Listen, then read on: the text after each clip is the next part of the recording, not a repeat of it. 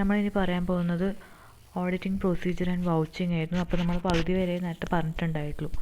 അപ്പോൾ വൗച്ചിങ് എന്ന് പറയുന്നത് നമ്മൾ ഡോക്യുമെൻറ്റ്സ് കെയർഫുള്ളായിട്ട് എക്സാമിൻ ചെയ്യുന്ന പ്രോസസ്സാണ് വൗച്ചിങ് എന്ന് പറയുന്നത്.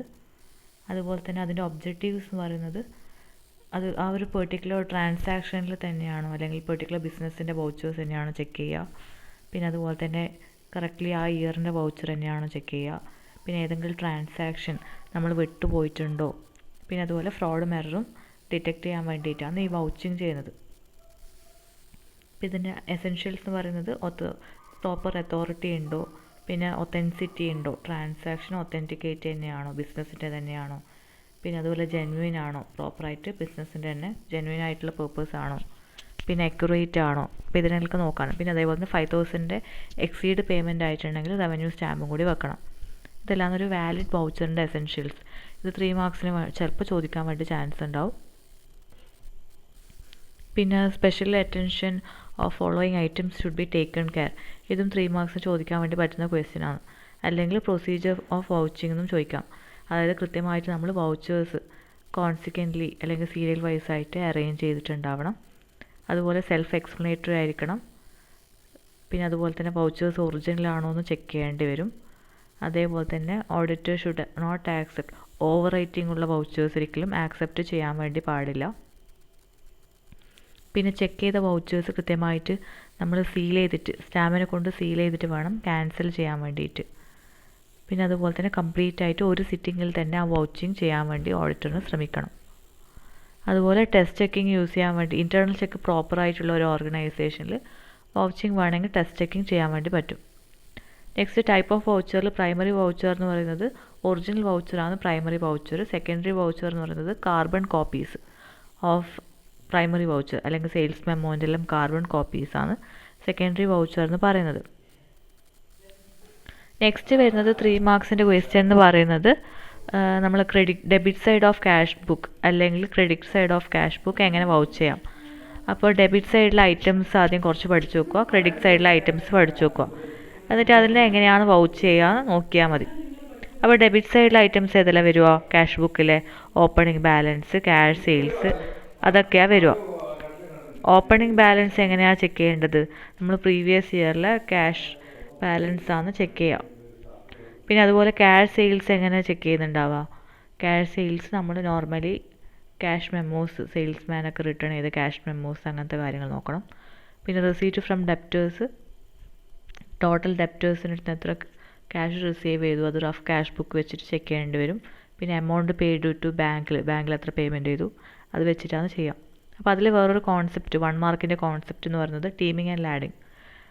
ഈ റെസീറ്റ് ഫ്രം ഡെപ്റ്റേഴ്സ് അല്ലെങ്കിൽ കസ്റ്റമേഴ്സിൻ്റെ അടുത്ത് നിന്ന് ക്യാഷ് കിട്ടുമ്പോൾ ഫ്രോഡ് ചെയ്യുന്ന ഒരു കോൺസെപ്റ്റ്, ഇപ്പോൾ ഫ്രോഡ് മിസ്അപ്രോപ്രിയേറ്റ് ചെയ്യുന്നൊരു പ്രോസസ്സിനെയാണ് ടീമിങ് ആൻഡ് ലാഡിങ് എന്ന് പറയുന്നത്.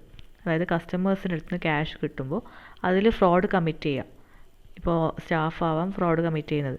അപ്പോൾ അങ്ങനത്തെ ഒരു കോൺസെപ്റ്റ് ഫ്രോഡ് കമ്മിറ്റ് ചെയ്യുന്നൊരു മെത്തേഡാണ് ഈ ടീമിങ് ആൻഡ് ലാഡിങ് എന്ന് പറയുന്നത്. പിന്നെ received from bills receivable, mainly bills receivable book, cash ബുക്കൊക്കെയാണ് ചെയ്യേണ്ടത്. പിന്നെ receipt from sale of investment related ആയിട്ടുള്ള ബാങ്ക് ഡീലിങ്സും അങ്ങനത്തെ കാര്യങ്ങളാണ് ചെക്ക് ചെയ്യേണ്ടത്. പിന്നെ ബ്രോക്കേഴ്സ് വഴിയൊക്കെ ആയിരിക്കും ഇൻവെസ്റ്റ്മെൻറ്റ് ഇതാക്കുന്നുണ്ടാവുക. അപ്പോൾ അതിൻ്റെ കോൺട്രാക്റ്റ് നോട്ട്സും കാര്യങ്ങളെല്ലാം ചെക്ക് ചെയ്യേണ്ടത്. അപ്പോൾ ഇതെങ്ങനെയാണ് ചെക്ക് ചെയ്യേണ്ടത് നോക്കിയാൽ മതി. ഈ ഒരു ക്യാഷ് ബുക്കിൽ ക്രെഡിറ്റ് സൈഡും ഡെബിറ്റ് സൈഡിലും ഈ ഒരു സ്പെസിഫൈഡ് ഐറ്റംസ് എങ്ങനെയാണ് ചെക്ക് ചെയ്യേണ്ടത്. പിന്നെ ലോൺ റിസീവ്ഡിലാണെങ്കിൽ പാസ്ബുക്ക് അല്ലെങ്കിൽ ലോൺ എഗ്രിമെൻറ്റ് കാര്യങ്ങൾ ചെക്ക് ചെയ്യുക. ഇൻട്രസ്റ്റ് ഓൺ ഡെപ്പോസിറ്റ്, ബാങ്ക് ഡെപ്പോസിറ്റിൻ്റെ സേവിങ്സും പാസ്ബുക്കിൻ്റെ ഡീലിങ്സും അങ്ങനത്തെ കാര്യങ്ങൾ നോക്കുക. ഡിവിഡൻഡ് ഓഫ് ഷെയർസിൽ ജസ്റ്റ് ഡിവിഡൻഡ് എത്ര റിസീവ് ചെയ്തത് അതെല്ലാം നോക്കേണ്ടത്. കമ്മീഷൻ റിസീവ്ഡിൽ കമ്പനിയും വേറൊരു കമ്പനിയും തമ്മിലുള്ള ക്ലയൻസ് ഡീലിങ്ങും അങ്ങനത്തെ കാര്യങ്ങളൊക്കെ കമ്മീഷൻ റിസീവ്ഡ് ചെയ്യുക. അപ്പോൾ അത് നോക്കുക, എഗ്രിമെൻറ്റ് നോക്കുക. റെൻറ്റ് റിസീവ്ഡിലാണെങ്കിൽ റെൻറ്റ് എഗ്രിമെൻറ്റും അങ്ങനത്തെ കാര്യങ്ങൾ, റെൻറ്റ് എമൗണ്ട് എത്രയാണ്. അപ്പോൾ ഇത് ജസ്റ്റ് ഡെബിറ്റ് സൈഡിൽ കുറച്ചൊരു സിമ്പിളായിട്ടുള്ള ഐറ്റംസ് നോക്കി വെച്ചാൽ മതി. വേണമെങ്കിൽ opening balance previous year balance ഷീറ്റിൽ ചെക്ക് ചെയ്യാമെന്ന് പറയാം. ക്യാഷ് സെയിൽസ് സെയിൽസ്മാൻ്റെ റഫ് ക്യാഷ് ബുക്ക് നോക്കി ചെക്ക് ചെയ്യാം, അത് ഓക്കെയാണ്. പിന്നെ അതേപോലെ തന്നെ വേറെ ഏതാ കുറച്ചും കൂടി simple, receipt from debtors, amount കസ്റ്റമേഴ്സിൽ നിന്ന് റിസീവ് ചെയ്യുന്നത് അത് ബാങ്കിലേക്കെല്ലാം പേയ്മെൻറ്റ് ചെയ്യുന്നുണ്ടാകും, അതിൻ്റെ കൗണ്ട് ഓഫ് ഫയൽസ് അതെല്ലാം ചെക്ക് ചെയ്യേണ്ടത്. അപ്പോൾ അതിൽ ചെയ്യുന്നൊരു ഫ്രോഡാണ് ടീമിങ് ആൻഡ് ലാഡിങ്, അല്ലെങ്കിൽ അതിൽ ഫ്രോഡ് ചെയ്യുന്നൊരു പ്രോസസ്സ്, അല്ലെങ്കിൽ അതിൽ നോർമലി വരുന്ന ഒരു ഫ്രോഡാണ് ടീമിങ് ആൻഡ് ലാഡിങ് എന്ന് പറയുന്നത്. പിന്നെ അതുപോലെ ബിൽസ് റിസീവബിൾ ബുക്ക്, ക്യാഷ് ബുക്കൊക്കെയാണ് ചെക്ക് ചെയ്യേണ്ടത്. ഇൻവെസ്റ്റ്മെൻ്റ് ആണെങ്കിൽ ബ്രോക്കറിൻ്റെ നോട്ട്സ് അങ്ങനത്തെ ഒക്കെ ചെക്ക് ചെയ്യണം. Loan received, loan agreement check ചെയ്യുക. Interest on deposit passbook, cash book check ചെയ്യുക. ഡിവിഡൻഡ് ഓൺ ഷെയർസ് ആണെങ്കിൽ ഡിവിഡൻഡ് വാറൻറ്റ് ലെറ്റർ അങ്ങനത്തെ കാര്യങ്ങൾ ചെക്ക് ചെയ്യുക. കമ്മീഷൻ റിസീവ്ഡ് ആണെങ്കിൽ അഗ്രിമെൻറ്റ് ബിറ്റ്വീൻ ക്ലയൻറ്റ് ആൻഡ് കമ്പനിയാണ് ചെക്ക് ചെയ്യേണ്ടത്. പിന്നെ അതുപോലെ റെൻറ്റ് റിസീവ്ഡ് എന്ന് പറയുന്നത് റെൻറ്റ് അഗ്രിമെൻറ്റും കാര്യങ്ങളും നോക്കണം.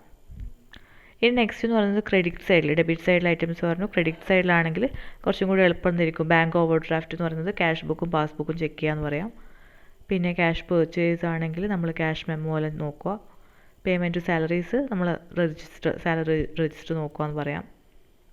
പിന്നെ ബിൽസ് പേയബിൾ ബുക്ക് ഉണ്ടാവും. ലോൺ അഡ്വാൻസ്ഡ്, ലോൺ എഗ്രിമെൻ്റ് എല്ലാം നോക്കണം. പിന്നെ അതുപോലെ തന്നെ ഡിവിഡൻഡ് പെയ്ഡ്, ഞാൻ കുറച്ച് സിമ്പിളായിട്ട് മാത്രമേ പറയുന്നുള്ളൂ. ഡിവിഡൻഡ് പെയ്ഡ് പാസ്ബുക്കും കമ്പയർ ചെയ്ത് പറയാം. ഡിവിഡൻഡ് വാറൻറ്റ് ചെക്ക് ചെയ്യുക. പിന്നെ ഇൻട്രസ്റ്റ് ഓൺ ലോൺ നമ്മൾ നേരത്തെ പറഞ്ഞ പോലെ ലോൺ എഗ്രിമെൻറ്റ് ചെക്ക് ചെയ്യണം. പിന്നെ പാസ്ബുക്കും ചെക്ക് ചെയ്യണം. അപ്പോൾ അങ്ങനത്തെ കുറച്ച് ഐറ്റംസ്, സിമ്പിളായിട്ടുള്ള ഐറ്റംസും അതെങ്ങനെ ചെക്ക് ചെയ്യണം അതാണ് ഇവിടെ നോക്കേണ്ടത്. അപ്പോൾ അത് എന്തായാലും കവർ ചെയ്യുക. ക്രെഡിറ്റ് ഓർ ഡെബിറ്റ് സൈഡിൽ 3 മാർക്സിന് വരാൻ ചാൻസ് ഉള്ള ക്വസ്റ്റ്യനാണ്. ആദ്യം നമുക്കിതിൽ പഠിക്കാൻ അറിയേണ്ടത് ക്യാഷ് ബുക്കിൽ ഡെബിറ്റ് സൈഡിലും ക്രെഡിറ്റ് സൈഡിലും ഐറ്റംസ് നോക്കി നോക്കുക. പിന്നെ ഇൻട്രസ്റ്റ് ഓൺ ഡെപ്പോസിറ്റൊക്കെ നമുക്ക് നോർമലി പറയാം, ബാങ്ക് അക്കൗണ്ട് ചെക്ക് ചെയ്യണമെന്ന് പറയാം. പിന്നെ അതുപോലെ ലോൺസ് നമുക്ക് പറയാം, ലോൺ എഗ്രിമെൻറ്റ് ചെക്ക് ചെയ്യണമെന്ന് പറയാം. അപ്പോൾ രണ്ടിലും കോമണിൽ വരുന്നുണ്ട്. ക്രെഡിറ്റ് സൈഡിലും ഡെബിറ്റ് സൈഡിലും ഈ ഐറ്റംസ് കോമൺ ആയിട്ട് വരുന്നുണ്ട്. അപ്പോൾ അത് നോക്കിയിട്ടൊന്ന് പഠിച്ചാൽ മതി.